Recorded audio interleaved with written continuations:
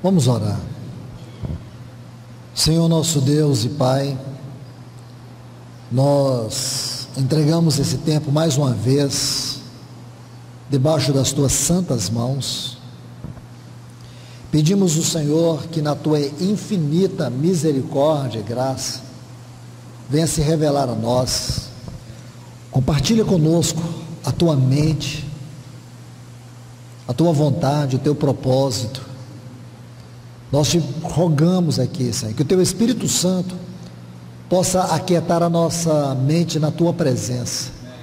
Em nome de Jesus, Pai querido. Nós te pedimos mais uma vez.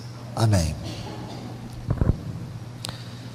Meus amados irmãos e irmãs, vamos dar prosseguimento ao estudo acerca da primeira trombeta. Em Apocalipse capítulo 8, versículos 1 a 7, nós vamos ver duas coisas. Primeiro, nós vamos ver o envolvimento da igreja, os santos mencionados ali. Eles vão interceder. E em resposta à intercessão deles, os anjos vão tocar as trombetas. Por isso é muito importante que a igreja descubra o verdadeiro ministério de oração congregacional. Irmãos, se você quer saber se nós estamos ou não envolvidos numa apostasia, avalie o envolvimento congregacional da igreja com a oração, ou como a igreja está congregacionalmente envolvida com a oração. Se é um envolvimento contínuo, eficaz, prazeroso, espiritual, onde os irmãos encontram o verdadeiro prazer de reunir, levante as mãos para os céus e dobre os joelhos. Agora, se for o contrário, continue com os joelhos no chão e peçam perdão ao Senhor, e diga: Senhor, muda a nossa realidade de igreja. Porque quando nós nos definimos como igreja do Senhor e nos limitamos apenas às reuniões de finais de semana, e não temos uma reunião de oração eficaz, é porque de alguma forma o inimigo tem levado vantagem sobre nós. Não é uma questão de complementação de programa ter a reunião de oração, é uma questão de fundamento espiritual para que a igreja sobreviva, ou mesmo que ela evidencie o verdadeiro testemunho cristão na terra. A reunião de oração, o ministério de oração da igreja, não é um acessório, é a sua identidade espiritual. Qualquer comunidade cristã, ela pode ter um bom trabalho de evangelismo, um bom trabalho de jovens, um bom trabalho de criança, escola dominical, pode ter tudo isso, irmãos. Eu chamo isso até de acessório, com todo respeito, mas eu não chamo de fundamento. Fundamento é a oração, ou a palavra, a comunhão, a reunião da mesa e a oração. Atos 2, 42. E por que digo isso? Porque aqui você vai ver no capítulo 8 de Apocalipse a igreja se posicionando diante de Deus. E é o que nós precisamos fazer, irmãos. Posicionar diante de Deus. Eu encorajo aqui as irmãs, os irmãos, a buscarem grupos para que vocês possam estar orando, ter tempo de oração juntos. Como se mede o tamanho de uma igreja? Como que é uma igreja grande? Alguém que tem uma ideia? Parece simples. Para muitos uma igreja grande é uma igreja que tem mais de 100 irmãos, mais de 200 irmãos. Uma igreja de 1000 irmãos é muito grande. Uma igreja que tem 5.000 irmãos, nossa, é uma igreja enorme. Agora vamos perguntar para o Senhor: como é uma igreja grande diante dos olhos de Deus? Aonde biblicamente nós podemos ter o conceito de uma igreja grande? Mateus capítulo 18, versículo 20. E o contexto seria melhor examinado a partir do versículo 18, quando fala de oração congregacional: o que for ligado na terra terá sido ligado nos céus, o que for desligado na terra terá sido desligado nos céus. Nosso Senhor está dizendo que a ação do céu tem a ver com a ação de Deus na igreja na terra. O governo de Deus, ele se manifesta por meio do seu corpo na terra. Foi isso que ele estabeleceu.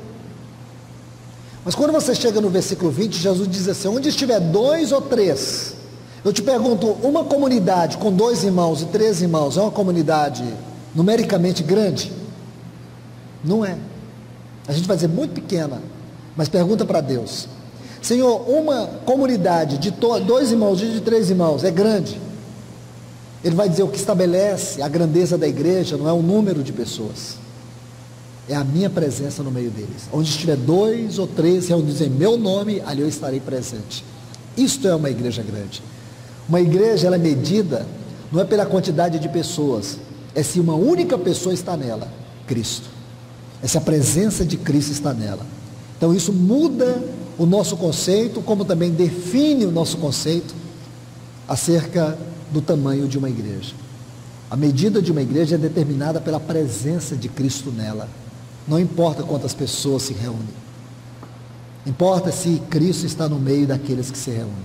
Seja 2, ou seja 3, ou seja 1.000, ou seja 2.000, não importa. O que importa é se Cristo está no meio dela. Por isso nós precisamos, irmãos, concernente a esse assunto da presença de Cristo, ver que se 2 ou 3 se reúnem em oração, mas o foco é a presença do Senhor, isso vai nos cativar. Nós nos tornaremos prisioneiros desse chamado, desse glorioso chamado. Então, quando a igreja orar, e eu creio que é isso que a Bíblia diz, aqui em Apocalipse capítulo 8, quando a igreja descobriu o seu verdadeiro papel e chamamento, já é um forte sinal de que ela está envolvida com os céus, com a mente de Deus, com o propósito de Deus e com a consumação de todas as coisas.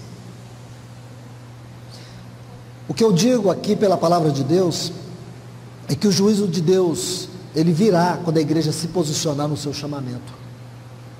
Enquanto nós ficarmos assistindo o que está acontecendo e ficarmos procurando ter posições partidárias, quando nós tivermos ainda uma mentalidade secular, nós não vamos influenciar a história, nós não vamos mudar a história.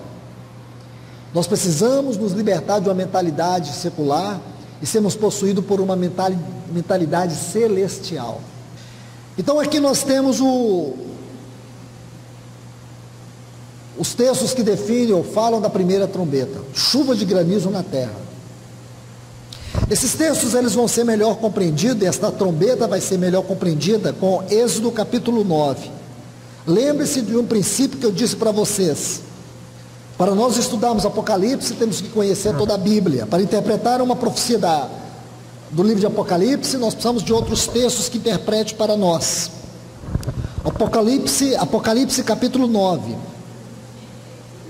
Êxodo capítulo 9, perdoe-me. Versículos 22 e 23. Você vai ver que aqui ocorreu o juízo de Deus, da mesma maneira que descreve Apocalipse capítulo 8, na primeira trombeta. O Senhor disse a Moisés: estende a tua mão para o céu, para que venha chuva.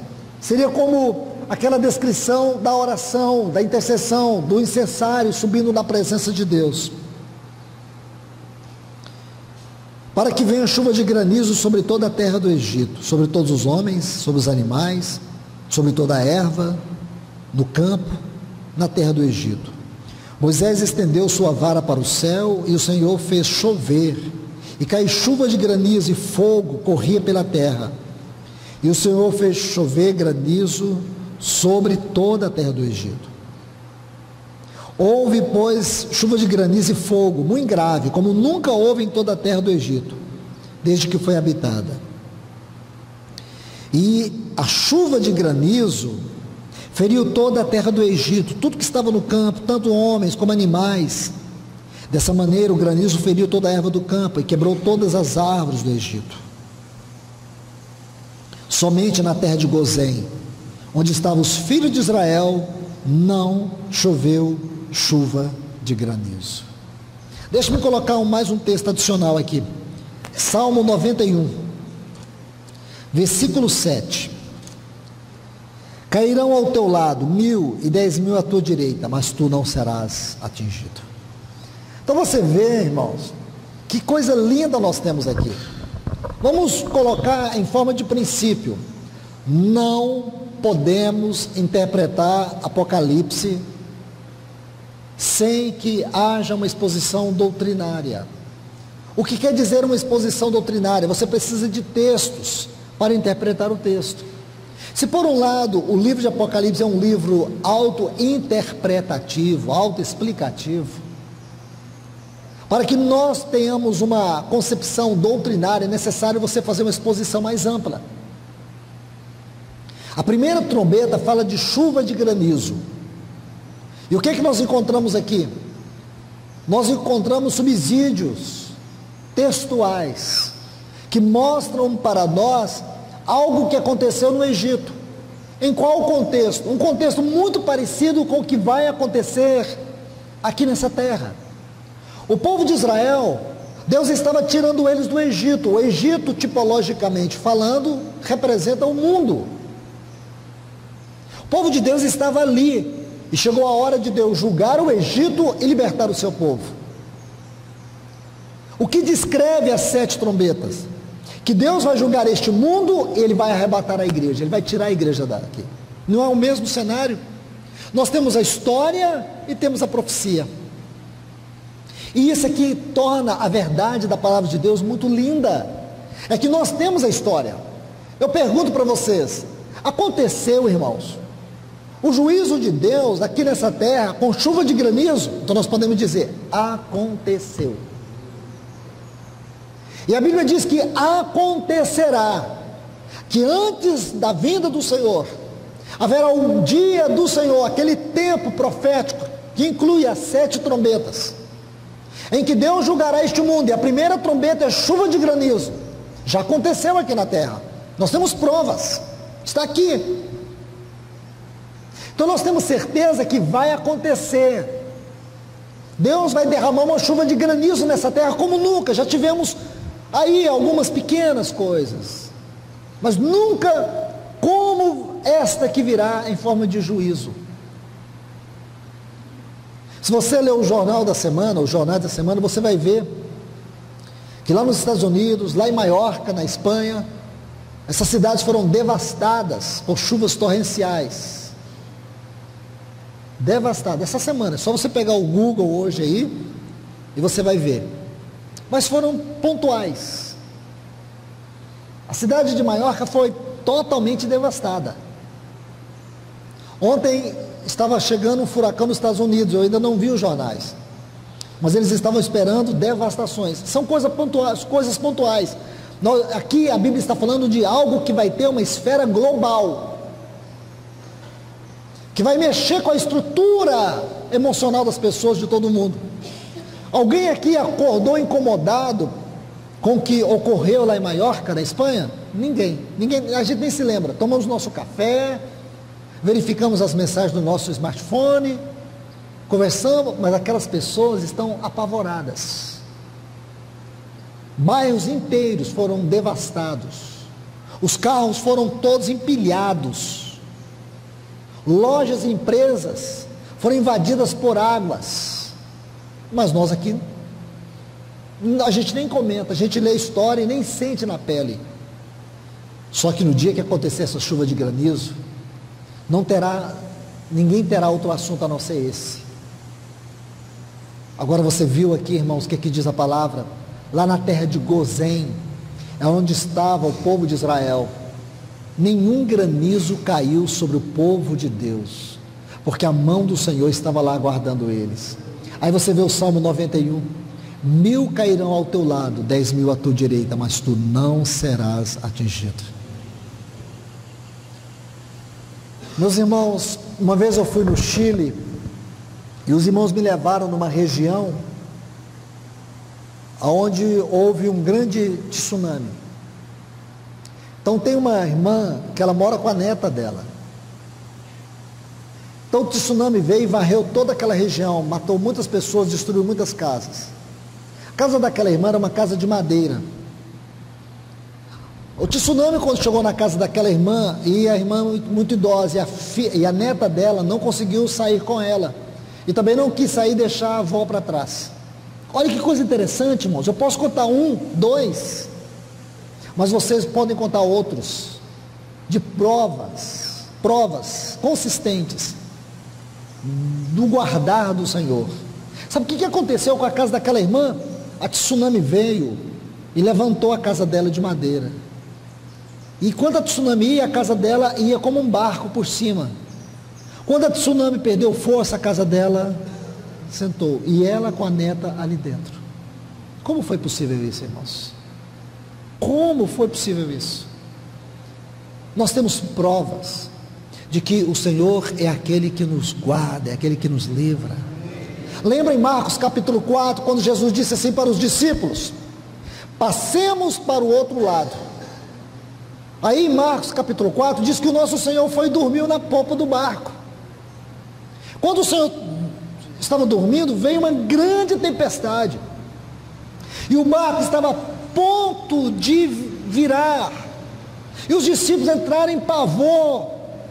E aí acordaram o Senhor e disse: Senhor, Senhor, não importa que morramos. Aí o Senhor levanta e diz: aquieta-te, mar. Tudo se aquietou. E o Senhor repreendeu eles. Eles ficaram tão apavorados, e o Senhor ainda repreende eles. Eu pergunto, será que o nosso Senhor é tão insensível assim? Ele acha que todo mundo é igual a Ele? Ele pode dormir, nós não dormimos. E a Bíblia diz que o guarda de Israel não dorme. Por que o Senhor estava dormindo? Não é verdade? A Bíblia diz que o guarda de Israel não dorme, mas aqui o guarda de Israel dormiu. Então eu não entendo a Bíblia às vezes. Entende sim, irmão. Deixa o Espírito falar que você vai entender. E por que o Senhor dormiu aquele dia? O Senhor não guardou os discípulos? Claro que guardou.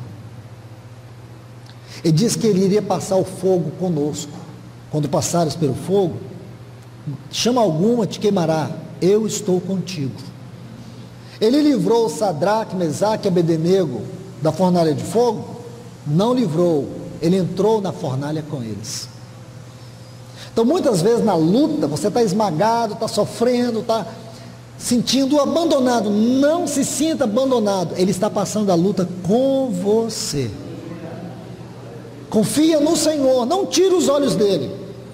Você pode perder todos os seus recursos, mas não perca a sua visão de que o Senhor está com você. E quando te faltar isso, vai para a palavra e leia: eu estou contigo, estarei convosco todos os dias. Aí baseado nisso, você, o Senhor disse que estaria conosco todos os dias. Aí ele vai dizer assim: não é eu que te deixei, foi você que me deixou. Vem para perto de mim, prostra aos meus pés, arrepende dos seus pecados. Você está sofrendo pelos seus pecados. Aí quando você arrepende, irmãos, aí você vai sentir a presença do Senhor, e você vai perceber que Ele estava todo o tempo perto de você. É você que saiu de perto dele, não foi Ele que te abandonou. Não é verdade? Às vezes sofremos também pelo nosso ego.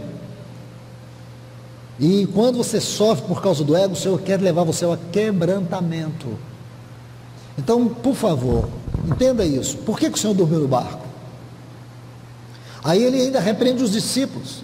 Já não bastava o susto que eles levaram, e depois ainda uma dura do Senhor. Escute, lá atrás o Senhor disse: passemos para o outro lado. O que eles deveriam fazer? Unicamente crer na palavra do Senhor. Sabe o que eles deveriam ter feito? Senhor, chega um pouco para lá que nós também vamos dormir. Porque eles tinham certeza que aquela palavra que criou todo o universo, diz que todo o universo foi criado pela palavra do seu poder. Ele não só criou todo o universo, mas Ele sustenta todo o universo pela palavra do seu poder. Com essa mesma palavra, Ele disse: passemos para o outro lado.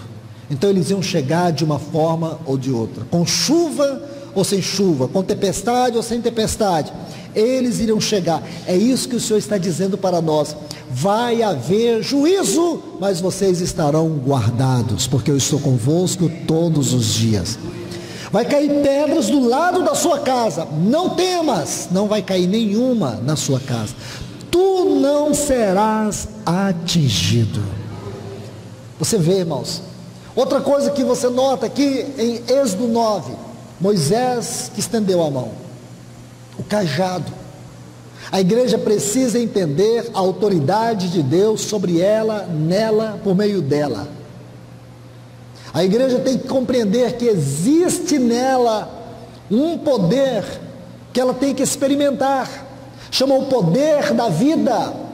Esse poder da vida é o poder que emana da ressurreição, não há poder maior do que esse. Paulo, ele fala isso em Efésios capítulo 1, a partir do versículo 19 até o 22. Quando ele fala no 19 do grande poder que Deus usou para ressuscitar a Jesus dentre os mortos.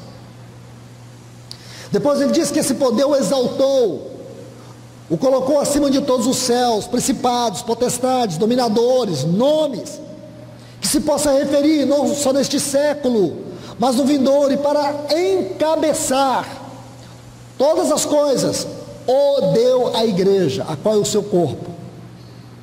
Meus irmãos, escute isso. Quando Paulo diz assim: para mim o viver é Cristo, para mim o viver é Cristo.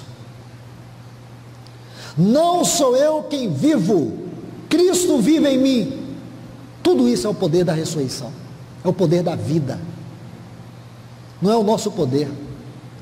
Você lembra que a Bíblia diz que Sansão matou mais pessoas na sua morte do que durante todo o tempo da sua vida?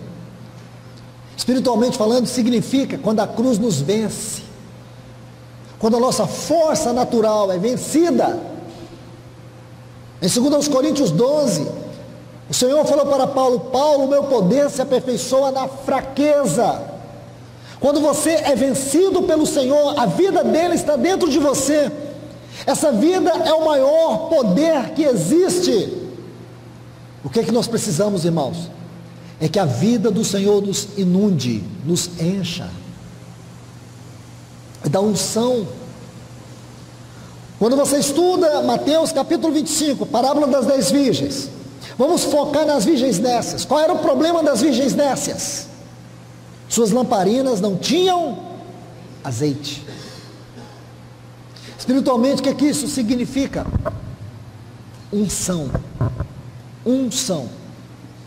1 João capítulo 2 vai dizer para nós sobre a unção. A unção é que governa, a unção é que determina, a unção é que capacita, que nos habilita. O que que a igreja tem perdido? Unção. Unção. O que nós mais carecemos na luz da interpretação de Mateus capítulo 25, na parábola das virgens nécias, é que nos últimos dias, nos momentos finais, a nossa maior necessidade é de unção. Unção. Porque a unção vai nos guiar, vai nos ajudar a discernir todas as coisas. É o que nós estamos precisando, irmãos. É o que nós estamos precisando, de uma unção especial do Espírito para esta hora, para que nós possamos levantar a nossa voz e dizer: Senhor, vem julgar essa terra, vem quebrar o poder dos poderosos, vem manifestar a santidade e a grandeza do teu nome na terra. Vem, Senhor, julga esta terra, julga este mundo, porque eu te falo, meu irmão e minha irmã, se nós não nos dispusermos a nos envolver com aquilo que Deus está envolvido, com absoluta certeza eu digo, nós não receberemos os cuidados de Deus nessas horas finais. Pelo contrário, nós seremos condenados com o mundo. Em 1 Coríntios capítulo 11, Paulo, ele nos fala disso, no contexto do assunto da mesa do Senhor. Ele cita essa frase: para que nós não sejamos condenados com o mundo. Precisamos discernir o corpo do Senhor, precisamos discernir o que é a natureza, a identidade, o caráter, a vocação, o chamamento do corpo do Senhor, a vida espiritual, a vida orgânica do corpo do Senhor, o verdadeiro ministério daquilo que deve ser exercido pelo corpo do Senhor. Senão, irmãos, nós não passaremos de uma instituição fracassada, desmoralizada, sem vigor, sem vida, apostatada, uma Babilônia prostituída e não uma noiva gloriosa. Sabe por que o Senhor está falando isso para nós agora? É porque Ele está insistindo em dizer: vocês são a minha noiva, vocês não são Babilônia. Eu quero vocês, eu não desisto de vocês, eu insisto com vocês. É isso que Ele está dizendo nesta hora. Então que nós possamos dizer amém ao falar do Senhor, e que este amém seja a resposta de fé, que a palavra de Deus está sendo vida dentro de cada um de nós. Então, meus amados irmãos, essa é a primeira trombeta. Vamos agora aqui no livro de Apocalipse, ver a segunda trombeta. Apocalipse capítulo 8, versículos 8 e 9. O segundo anjo tocou a trombeta, e como que grande montanha ardendo em chamas foi atirada ao mar, cuja terça parte se tornou em sangue, e morreu a terça parte da criação que tinha vida, existente no mar. E foi destruída a terça parte das embarcações. Preste atenção aqui, irmãos, essa expressão terça parte mais uma vez. Essas precisões, elas têm a conotação de intensidade e não de quantidade. Se você insiste que é quantidade, eu não vou discordar de você. Porém, eu acredito que a ênfase nunca está em quantidade, e sim em intensidade, que é mostrar-nos a palavra de Deus, a intensidade do juízo de Deus. Agora, veja, aqui em Apocalipse capítulo 7, eu quero que vocês leiam com muito cuidado, porque há um detalhe que nós não podemos deixar passar dos nossos olhos. Apocalipse capítulo 7 e o versículo 3 diz assim: não danifiqueis a terra, que aí é a primeira trombeta, nem o mar, que é a segunda trombeta, nem as árvores que tenham selado, nem as árvores, até que tenha selado as testas dos servos do nosso Deus. Não é curioso isso, irmãos? A gente fica muito preocupado com a marca da besta, né? Apocalipse capítulo 13, a marca da besta. Quem é que vai ter essa marca? Como que vai ser essa marca? Diz que a marca vai ser na testa, na mão. E a gente fica pensando que vai chegar um tempo que todo mundo que não ama o Senhor vai ter um número 666 na testa. Não é assim, irmãos. Tente perceber as coisas de maneira espiritual. Aqui nós temos uma chave para entender a marca da besta. Vamos entender a marca de Deus. Vamos entender a marca de Deus. Aqui o Senhor está dizendo: não danifiqueis a terra com chuva de granizo, nem o mar, que é a segunda trombeta, até que eu tenha selado na testa os meus servos. Então você vai ver que Deus, ele está colocando um princípio muito importante. Se Satanás vai marcar os seus, Deus também terá os seus marcados. Paulo diz assim em Gálatas 6: eu trago no meu corpo as marcas de Cristo. Irmão, se nós não tivermos as marcas de Cristo, inevitavelmente nós teremos a marca da besta. Então a pergunta é: quem será marcado com a marca da besta? A coisa mais simples de responder é esta. Digo para vocês, a resposta mais simples no livro de Apocalipse é sobre a marca da besta. Não tem outra pergunta mais simples do que essa. Esquece essa coisa de chip. Esquece. Se você tem um cachorrinho, tem um chip, que é muito comum hoje, e aí, seu cachorrinho já está do anticristo. Ah, irmãos, deixa eu dizer uma coisa para você. Em algum momento você preencheu alguma proposta, seja lá do que for, de compra, de cartão, seja lá o que for, você colocou o seu CPF? Você não faz ideia aonde que está o seu CPF agora. Deve estar em algum site lá na China. Irmãos, não se preocupe, você não tem como mais esconder. Nós não temos mais como nos esconder. Sinceramente, quem trabalha com comércio aí sabe muito bem.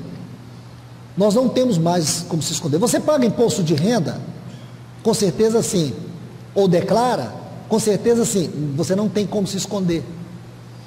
Aí vem um desespero nosso, porque eu me lembro, irmão, na década de 80, quando dizia que lá em Bruxelas tinha um supercomputador e lá tinha informação de todas as pessoas que o anticristo ia dominar aqui. Irmãos, eu era jovem naquela época, isso me dava calafrios.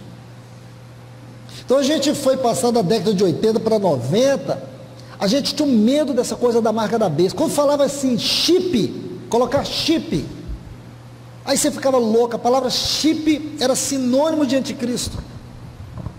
E hoje a gente já está tudo chipado. Tudo. Você já tem um chip em algum lugar, seu nome, sua identidade já está guardada. Irmãos, quem vai nos guardar é Deus. Deixa eu só te falar uma coisa. O anticristo, ele vai estar tão preocupado com os seus, ele vai estar tão preocupado com o juízo de Deus sobre este mundo, que ele não terá tempo, e nem se ele quisesse, para nos perturbar. Porque o Senhor diz, olha, antes de vocês julgarem a terra e o mar, eu quero selar, eu quero marcar os meus servos. Leia esse texto com muito cuidado. Leia. Olha o que diz, vou ler mais uma vez. Não danifiqueis a terra, nem o mar, nem as árvores, até a primeira coisa que Deus vai fazer, eu vou selar os meus, porque o juízo vai vir sobre a terra, eu vou separar os meus, porque aqueles que o Senhor guarda, aqueles que Ele sela, o diabo não toca. Escute isso, irmãos. Se você quiser, a gente prega a Bíblia ao contrário. A gente prega o que aqui? Vamos pegar esse texto e pensar nele ao contrário. Está vendo, irmãos? Vai ter juízo sobre a terra. O Senhor está dizendo aqui, não danifiqueis a terra, nem o mar, nem as árvores, até que eu sele meu servo. Está vendo, irmãos? Vai vir juízo sobre o mar, sobre a terra. E a gente esquece o principal. O principal desse texto é a parte final. Até que eu sele. Você precisa ter sensibilidade. Não importa o que vai acontecer com a terra, não importa o que vai acontecer com o mar, porque nada vai acontecer com você. O Senhor vai te guardar, Ele vai colocar um selo em você. E quem estará executando isso são os anjos de Deus, os anjos do seu juízo.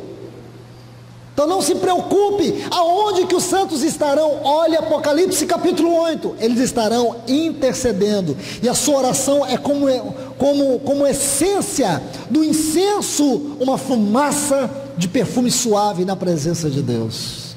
É aí que você vai estar. É como a Raabe, lembra da Raabe? Juízes capítulo 2, Juízes capítulo 6, depois você leia. Quando aqueles espias vieram, eles vieram para espiar a terra, ela deu guarita para eles, ela guardou eles na sua casa, 12 homens.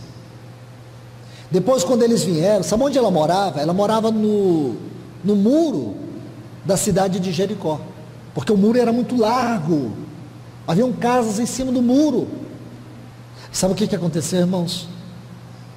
Se você ler com muito cuidado o Juízes 6, diz que o muro de Jericó, eles caíram, ou o muro caiu, mas aquela parte onde estava a casa de Raabe não caiu.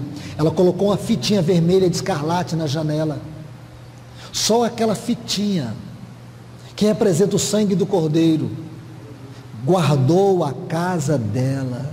Meus irmãos, lembre-se, vou te dar outro texto, quando a Bíblia diz, quando Deus estava julgando o Egito, a última praga, a morte dos primogênitos, você se lembra?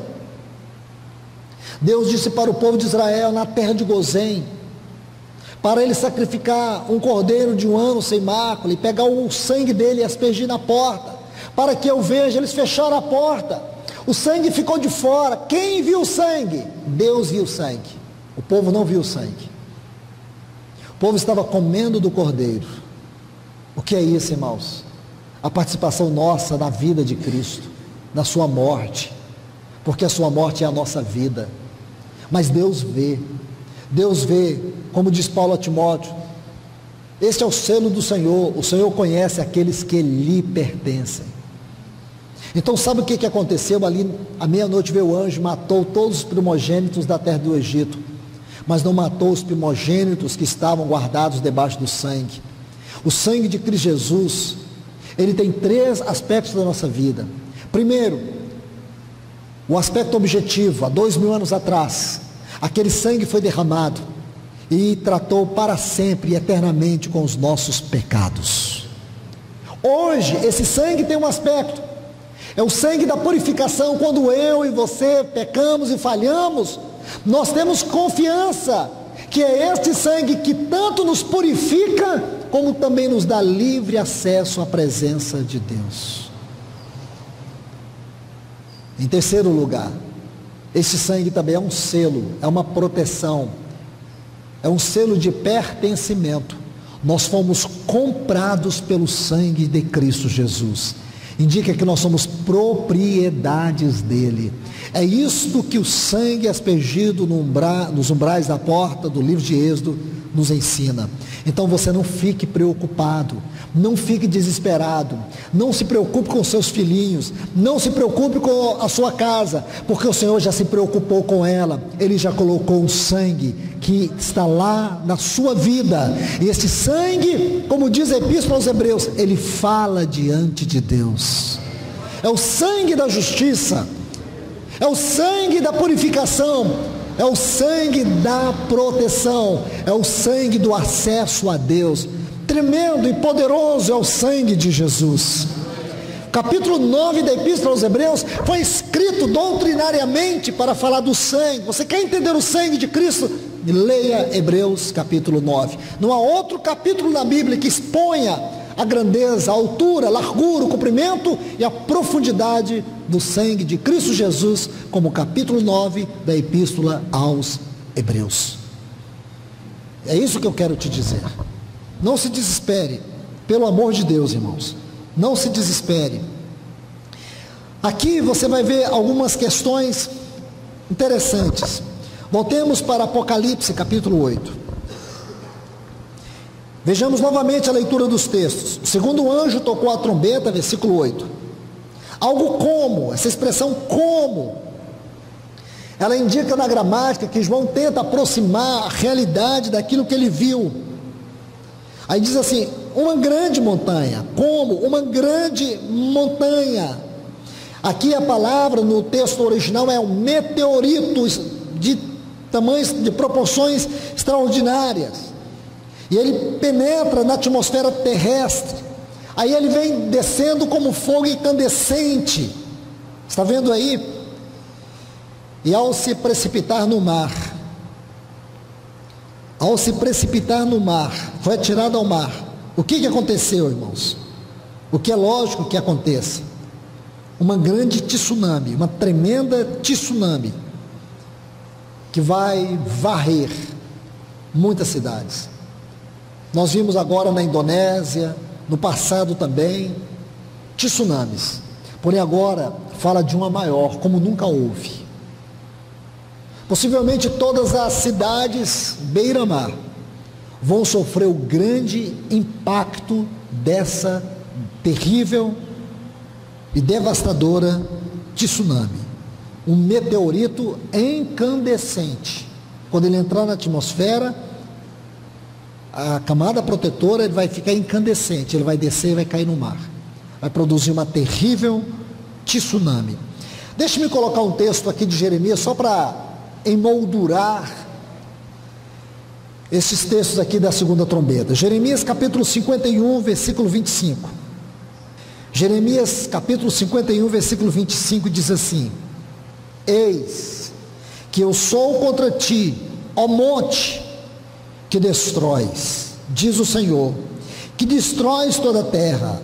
Estenderei a mão contra ti e te revolverei das rochas, farei de ti um monte em chamas. Aqui é uma linguagem simbólica. Você pode perceber uma linguagem simbólica, porém é uma linguagem profética. Eu disse um texto para emoldurar. Para interpretar uma profecia dessa de Jeremias é mais difícil do que interpretar uma profecia de Apocalipse, porque requer mais tempo. Nós temos que separar as frases, porque é muita coisa sendo dita em poucas palavras. Mas a descrição aqui é a mesma. Monte que destróis, monte em chamas. É isso que vai acontecer. É como se Jeremias estivesse soltando uma profecia, e a Bíblia diz: tudo que foi escrito para o nosso entendimento, para que nós tenhamos revelação. E o que essa profecia diz é justamente isso: uma grande e terrível montanha, meteorito. Vamos aqui, por favor, Êxodo capítulo 7. Vamos ver se existe alguma relação de textos que pode clarificar para nós, clarear essa profecia. Êxodo capítulo 7, versículos 19 a 21. Olha o que diz. O Senhor disse a Moisés: dize a Arão, toma a tua vara, estende tua mão sobre as águas. Veja que a segunda trombeta foi sobre as águas do mar. Aí o Senhor diz aqui, que esta é a primeira praga. Estende a tua mão sobre as águas do Egito, sobre os rios, ribeiros, sobre os seus tanques, sobre todos os seus depósitos de água, para que se convertam em sangue, e haja sangue por toda a região do Egito, tanto nos vasos de madeira como nos de pedra. E Moisés e Arão fizeram como o Senhor lhes ordenara. Preste atenção nisso. E levantando a vara, feriu as águas que estavam no rio, na presença de Faraó e de seus servos, e todas as águas que estavam no rio se converteram em sangue. Desse modo os peixes que estavam no rio morreram, e o rio cheirou mal, e os egípcios não podiam beber a água do rio, e houve sangue por toda a terra do Egito. Está vendo aqui, irmãos? Que coisa séria. Algo muito sério. Foi o que aconteceu também no Egito. Se a segunda trombeta, Deus fere as águas, aqui na primeira praga também Deus fere as águas. Isso já aconteceu, em maneiras diferentes. Quanto à trombeta que vai acontecer, é um meteorito que vai cair, uma pedra incandescente, uma pedra espacial incandescente. Você sabe que muitos meteoritos já caíram na Terra, mas como este, nunca houve, porque este vai provocar uma inundação, um tsunami, que vai produzir devastações, com proporções jamais imaginadas por nós, mortes. Isso já começa uma grande crise, porque a Terra já sofreu uma chuva de granizo, com muitos transtornos, com muitas devastações. Agora mal se recupera de uma terrível tragédia, uma segunda tragédia. Como estará o mundo nesse tempo? É isso que a gente precisa ver. Agora deixe-me mostrar o aspecto espiritual, nesse capítulo 7 aqui de Êxodo, por favor. Se você começa a ler desde o versículo 14, aqui, onde inicia, preste bastante atenção. Versículo 14 de Êxodo 7. Então o Senhor disse a Moisés: o coração de Faraó está endurecido, recusa deixar ir meu povo. Vai ter com Faraó pela manhã, e eis que ele sairá ao rio, e tu põe à frente dele, e toma a tua vara, que se transformou em serpente, e lhes dirás: o Deus dos Hebreus me enviou a ti dizendo: deixa ir meu povo, para que me sirva no deserto, e eis que até agora não tens ouvido.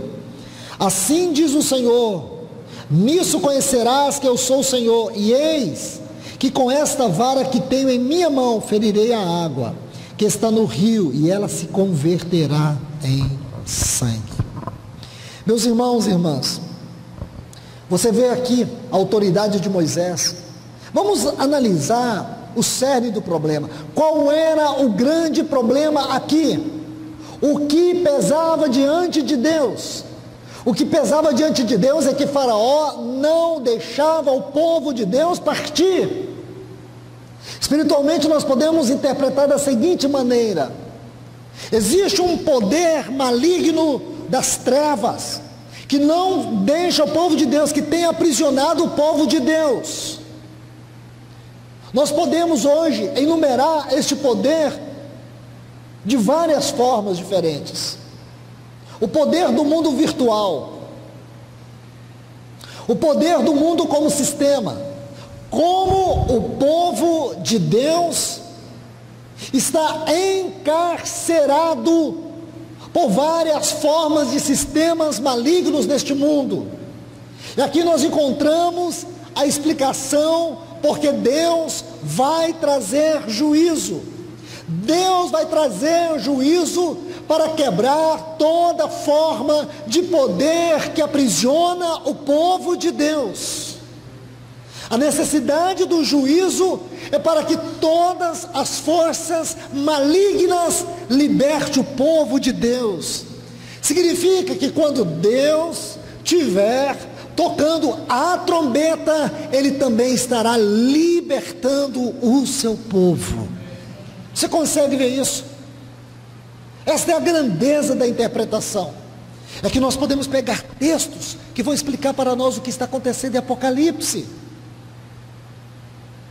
Quando Deus foi ferir as águas, o que Moisés fez?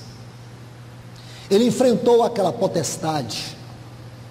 Nós precisamos desse tempo de homens que têm espiritualmente o caráter de Moisés, homens que enfrentem a potestade do mal que está aprisionando a igreja, irmãos. Em Números capítulo 9, você se lembra que em Números capítulo 9 diz que a nuvem governava o povo. O povo de Deus era governado naquele deserto pela nuvem. No capítulo 10 de Números, diz que Deus, Ele mandou fazer 2 trombetas de prata. Nós já lemos sobre isso.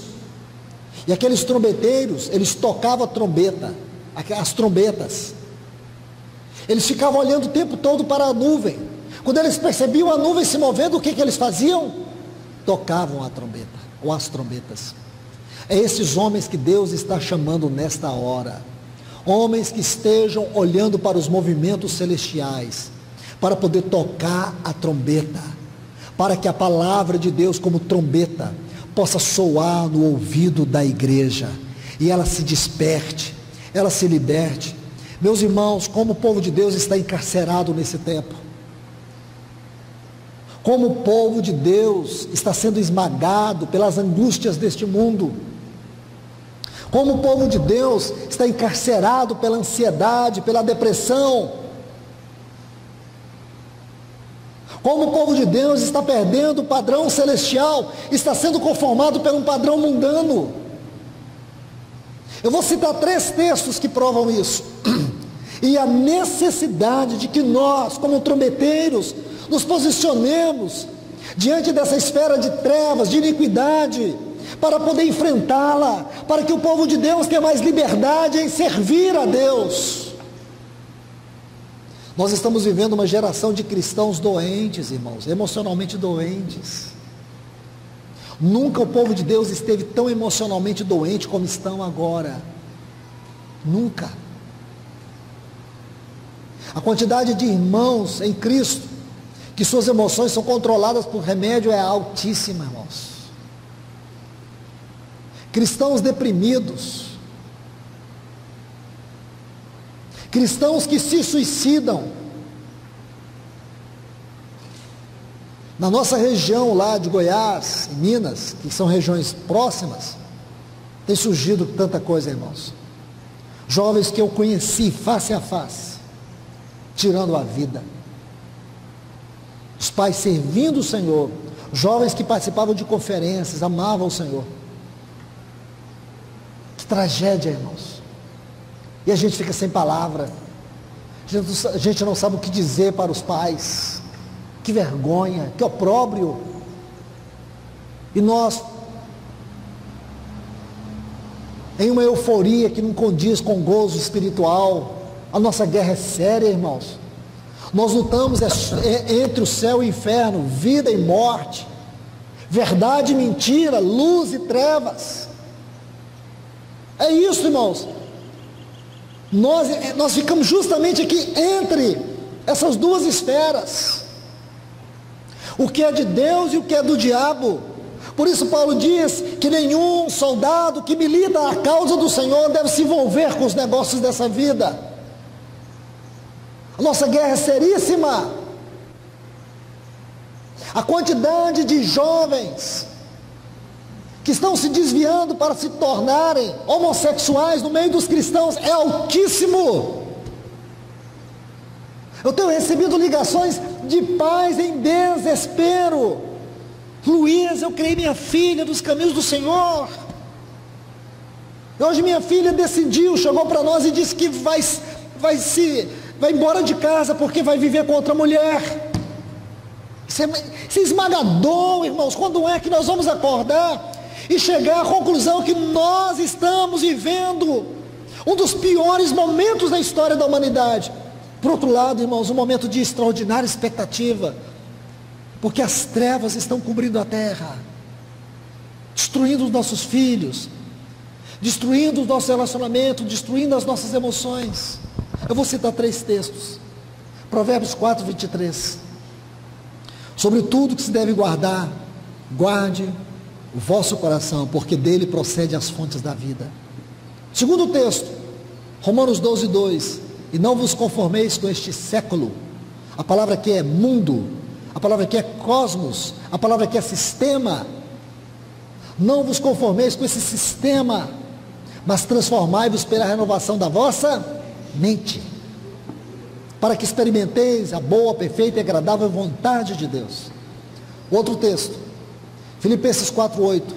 Tudo que é puro, tudo que é agradável, tudo que é de boa fama, se alguma virtude há, se algum louvor, nisso deve ocupar o vosso pensamento.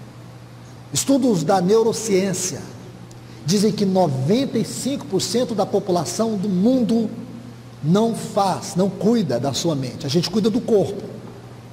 A gente vai arrumar, vai sair, arruma o cabelo, passa creme, e não, nada contra isso.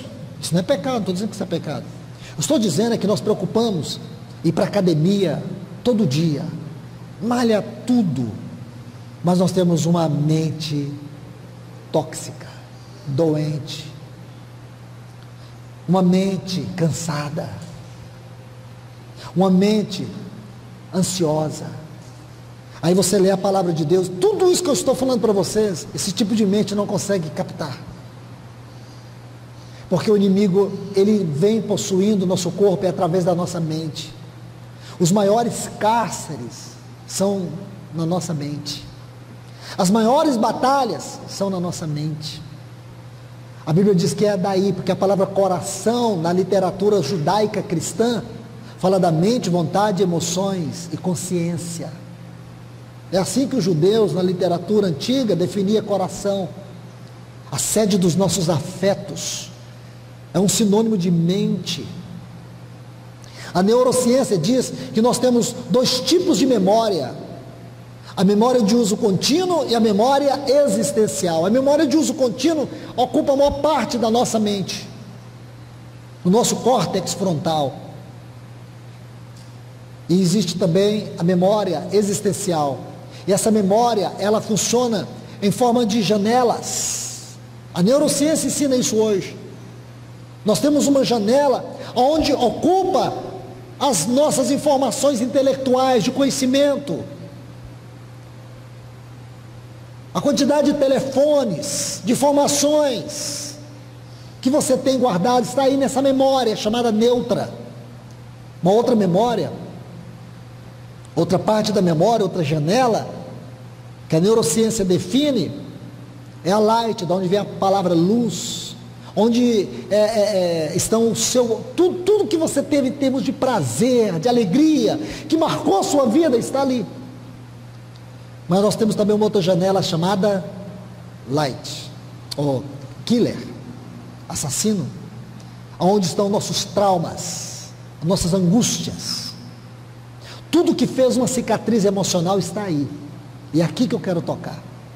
Porque aí, irmãos, é que você percebe que essa janela é paralisante. É ela que te minimiza, que te torna medíocre.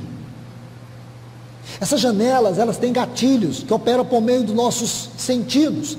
Já te ocorreu de você estar comendo uma sopa e te vem assim uma memória gostosa da sua avó? Nossa, gente, minha avó fazia uma sopa igual essa. Ou então, você está andando num shopping, alguém passa com perfume, e esse perfume te remete a uma história de 30 anos atrás, você fala assim, nossa.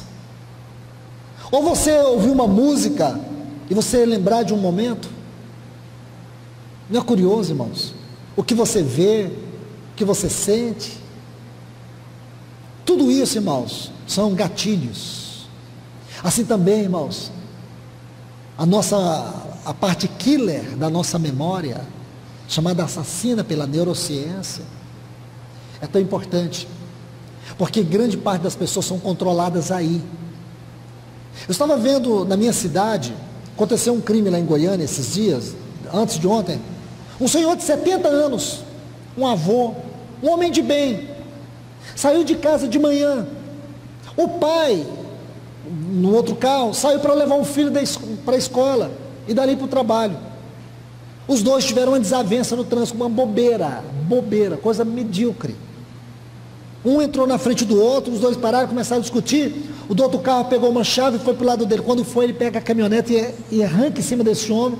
Tem um portão, ele arranca esse portão com o homem e as câmeras filmando tudo.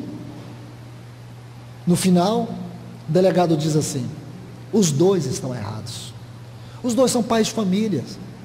Os dois tinham desejo de voltar para casa, de almoçar com a sua família aquele dia. Um esmagado no hospital e o outro preso. A nossa parte killer, todos nós temos isso, irmãos, porque nós não fazemos uma gestão de mente, nós não cuidamos com o que vemos, com o que ouvimos. Você sabe quais são os produtos que dão dinheiro?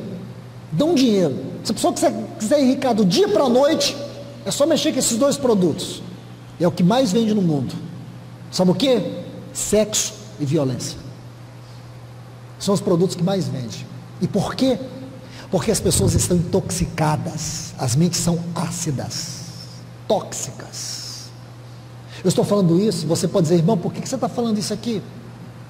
É porque os cristãos estão assim, tóxicos, ácidos, não cuidam da mente.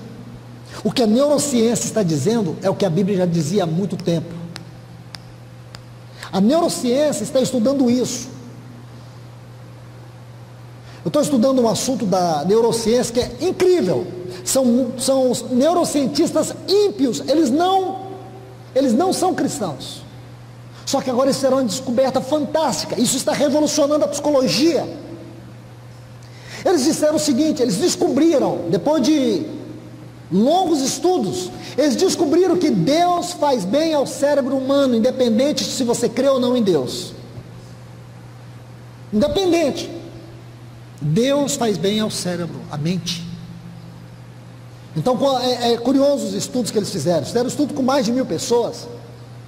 Então eles descobriram que as pessoas tinham que entrar numa câmara de ressonância e elas tinham que pensar naquilo que lhes causavam expectativa, a melhor expectativa, o maior interesse, a maior busca.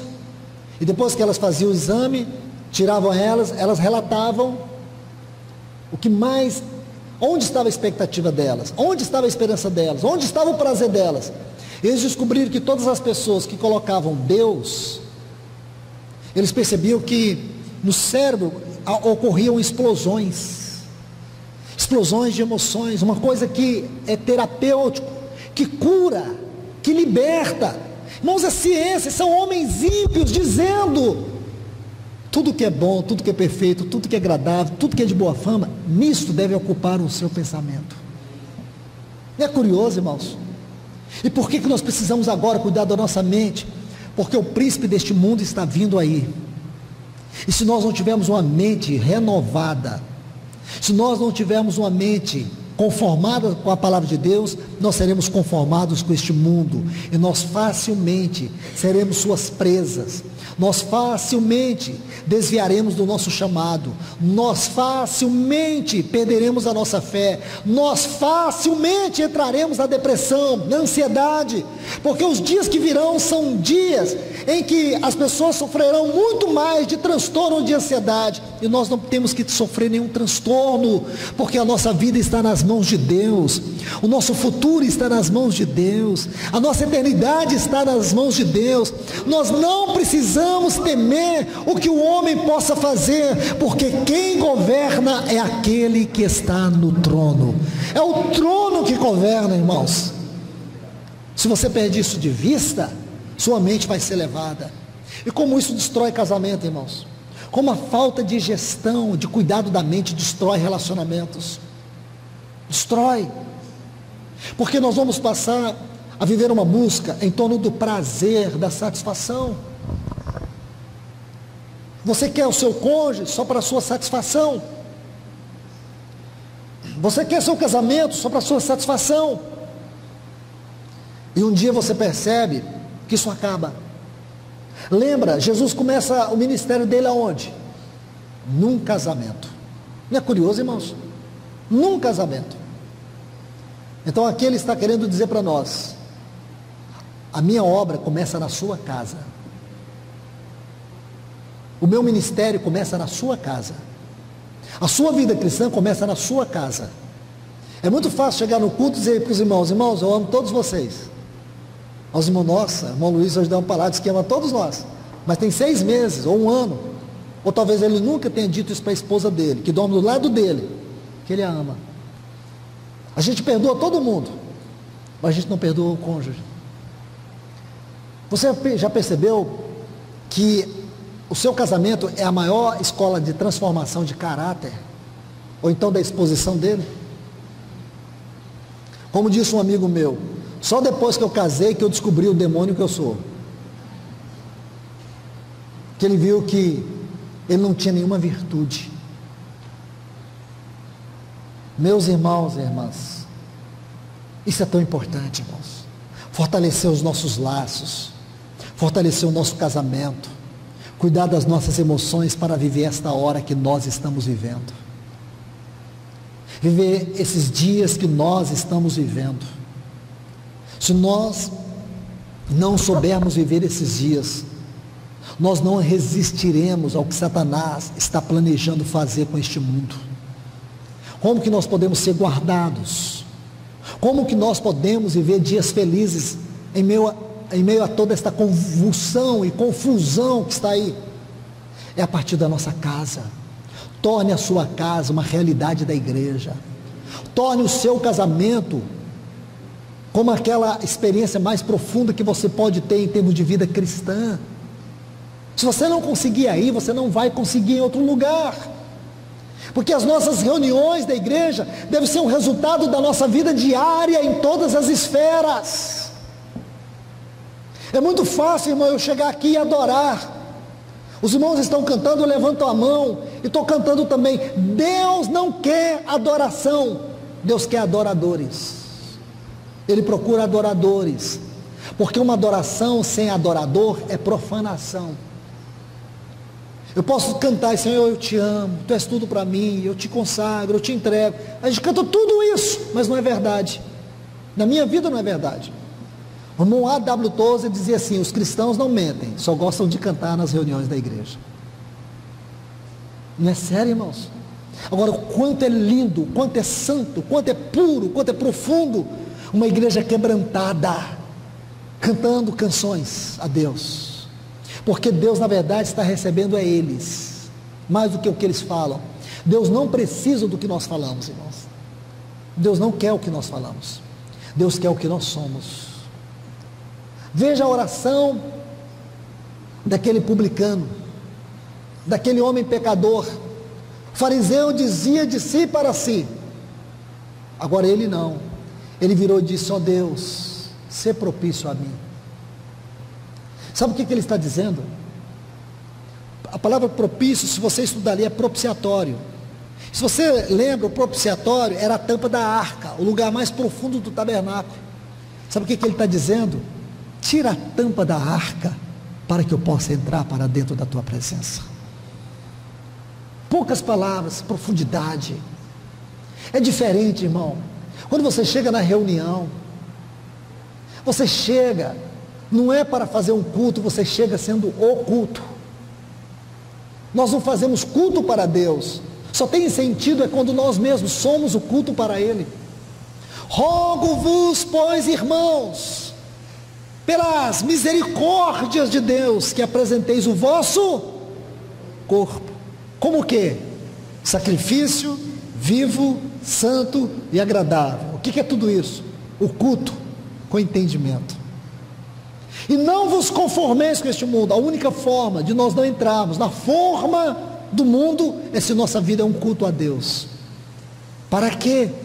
Experimenteis qual seja a boa, perfeita e agradável vontade de Deus. Nunca vamos experimentar a vontade de Deus se formos conformados com este mundo. Como também a única forma de nós experimentarmos a vontade de Deus é se somos um culto para Ele. Antes de pensar em fazer culto, seja você o culto. Antes de pensar em dar uma adoração, seja você o adorador que Ele procura. O Pai procura adoradores, que o adore em espírito e em verdade. Veja que a adoração, ela vem depois do adorador. A adoração só vem quando Deus encontra o adorador. Sem o adorador, qualquer música, qualquer canção, qualquer letra que cantemos é vã. É vã. Isso é profundo, irmãos. Isso é vida cristã. Temos que cuidar da nossa vida. Temos que cuidar da nossa mente. É urgente.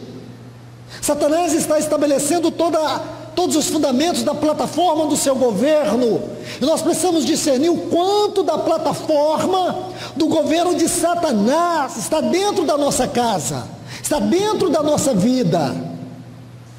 Compreende? Como uma mocinha de 15 anos virou para mim e disse: Luiz, sabia que eu e minha mãe assistimos já todos os filmes do Netflix? Que é hoje uma ferramenta que creio que todos nós temos, outras ferramentas que tem, não estou falando nada contra isso, mas me chamou a atenção aquela menina de 15 anos dizer o quanto ela é a mãe. Eu falei: sim, você assistiu todos, assistimos todos. Quanto tempo perdido, irmãos? É claro que poderia ser tantas coisas boas que essas ferramentas virtuais podem proporcionar. Como que a mãe dela gastou tanto tempo com ela, vendo tudo, gastando tanto tempo com tudo aquilo? Como é que está a mente dessa criança? Paz. Eu sei que vocês têm essas ferramentas nas casas, nós temos tido. Procure exercer um domínio, mais diligência e discernimento se você tem filhos pequenos. Eu falo aqui diretamente, especialmente a vocês pais que têm filhos pequenos.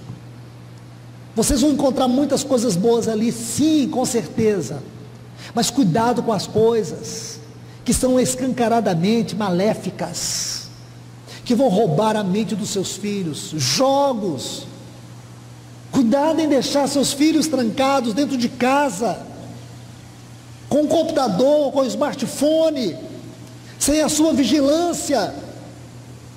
Não deixe, eu imploro a vocês, não deixe, porque existe um espírito maligno por detrás de tudo isso, que tenta saquear, roubar os nossos filhos dentro das nossas casas, debaixo dos nossos olhos. Então, irmãos, muito cuidado. Por um lado, nós estamos vendo aqui, o juízo do Senhor vai vir.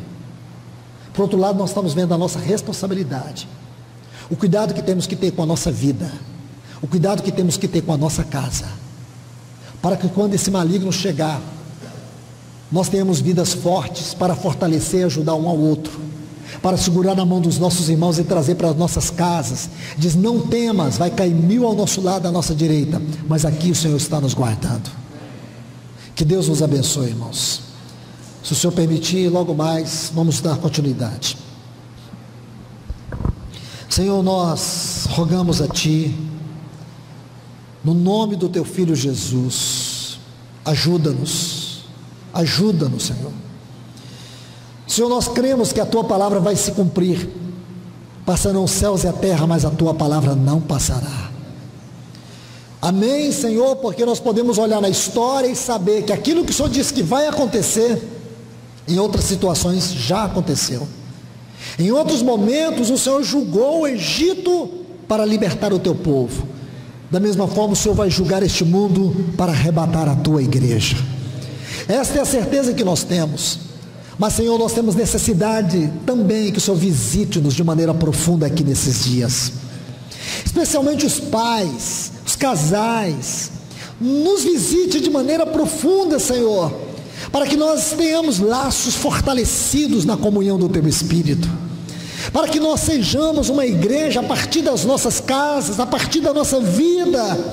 Guarde a nossa mente nesse mundo, Senhor, porque muitos dardos inflamados do maligno têm vindo contra a nossa mente. Guarde a nossa mente no poder do nome de Jesus. Que nós sejamos um culto para o Senhor a partir da nossa vida, a partir da nossa casa, e que você tenha um grande reflexo na reunião da Tua igreja. Nós te pedimos, Senhor, em nome de Jesus, abra os nossos olhos, dá-nos discernimento, é o que nós te pedimos, no majestoso nome de Jesus. Fala a cada igreja, cada um dos membros do Teu corpo aqui, Senhor, nesta reunião da igreja. Fale a este marido, essa esposa, esses pais, aos jovens, fale a eles nessa hora, Senhor. Visita os jovens que estão aqui nessa hora, Senhor. Faz, Senhor, algo na vida deles. Tenham face a face do Senhor conosco aqui esses dias, Senhor. Como um pai que olha nos olhos do filho e fala, Senhor, com amor, atraindo, constrangendo, fala conosco aqui, Senhor, porque nós estamos necessitados desta voz poderosa, dessa voz que constrange, dessa voz que transforma, dessa voz que cura. Nós te imploramos, amado Deus, ajuda-nos, em nome de Jesus. Amém, Senhor.